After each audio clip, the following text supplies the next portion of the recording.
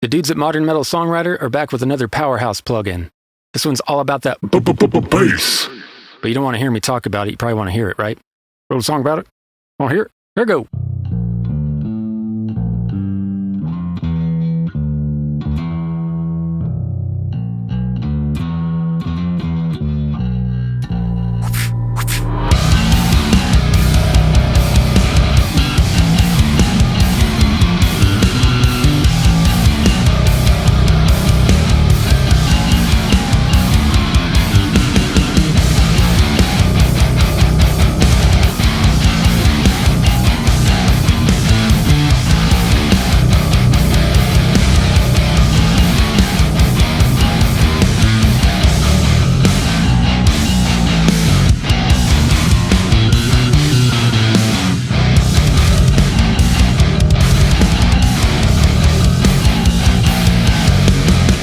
This is Seismic Bass from Modern Metal Songwriter.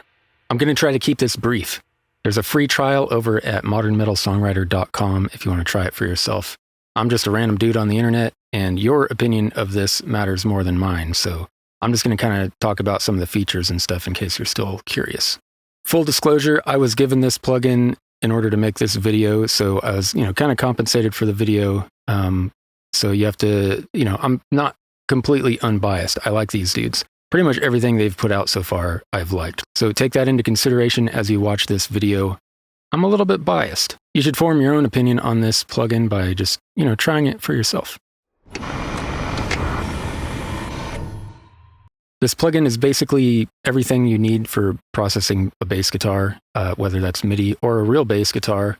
Like you might have certain tools that you like to use, and you might want to still use some of that. But for me, this pretty much replaced everything that I was using beforehand, all in one plugin. So it's pretty convenient for that. It's kind of like Modern Metal Songwriter's other sweet plugin, their Gamma plugin. What they did for vocals, just kind of simplified everything by putting a bunch of stuff into one simple plugin. That's kind of what's going on here with this Seismic Bass.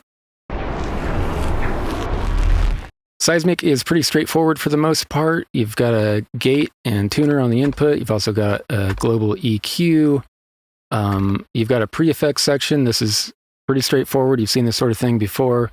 These are in the form of some pedals, which might look a little bit familiar, and I'm sure that's intentional. You can change the order of the pedals if you want to kind of process things in a different order. I'm going to skip the amplifier section for now because that's where all the cool stuff's at. We got a post-effects section with chorus and a 10-band EQ.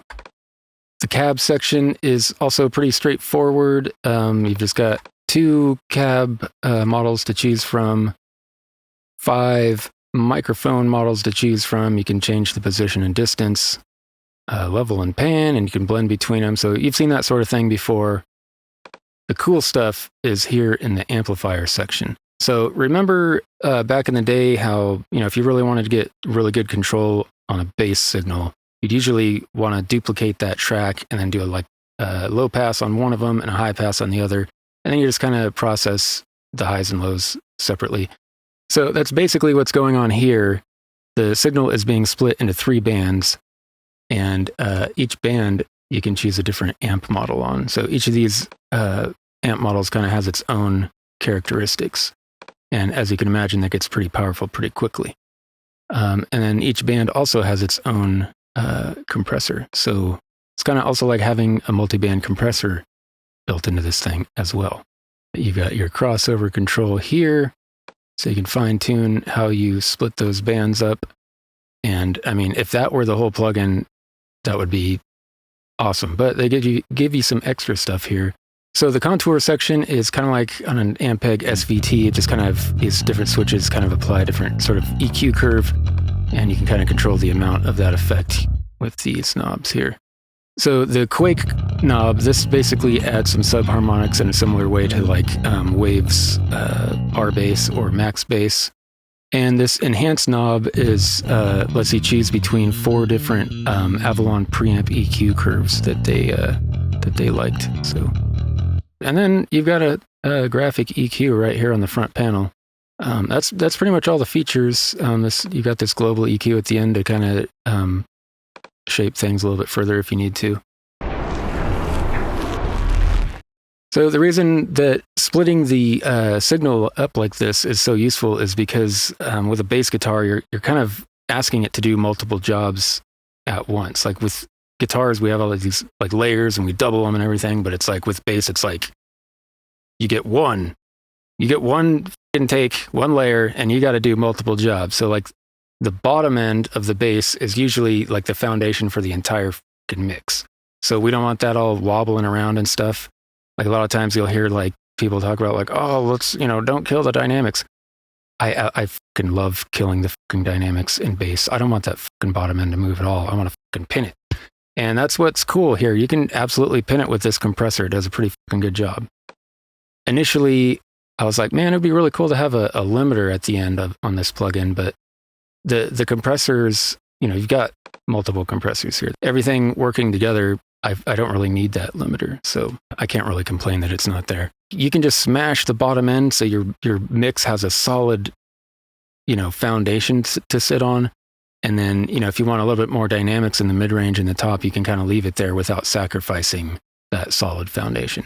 And that's kind of why it's so important to be able to split up the bands like that. And this plugin does it all, internally, so you don't have to have a big old complex situation going on in your mix. You just throw this on and battle over. So this plugin is obviously geared towards metalheads. It's in the name of the company, Modern Metal Songwriter. But I suspect it'll work for, other genres just as well. It cleans up pretty nice. I like some pretty distorted stuff. I contributed some presets to this, and most of them are pretty distorted just because that's my personal preference, but it doesn't need to be distorted. You can work with every one of these being a DI. You can strip it all the way down and do all kinds of stuff with this. This also works on MIDI bass. Obviously, I don't know why it wouldn't, but if you're curious, yes, you can use it with MIDI bass. You can put anything behind that MIDI bass if you wanted, and this would fall into that anything category. So that's about it. But you don't have to take my word for it. Head over to modernmetalsongwriter.com and snag yourself a copy of the trial. I think it's a 7-day trial. I don't remember. But try it for yourself. If you're this far into the video, I'm kind of like, why are you still watching the video? Just go try it.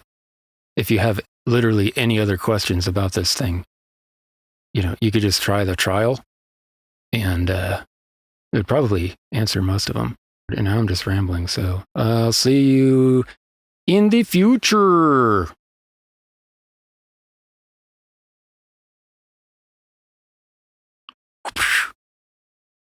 Yeah.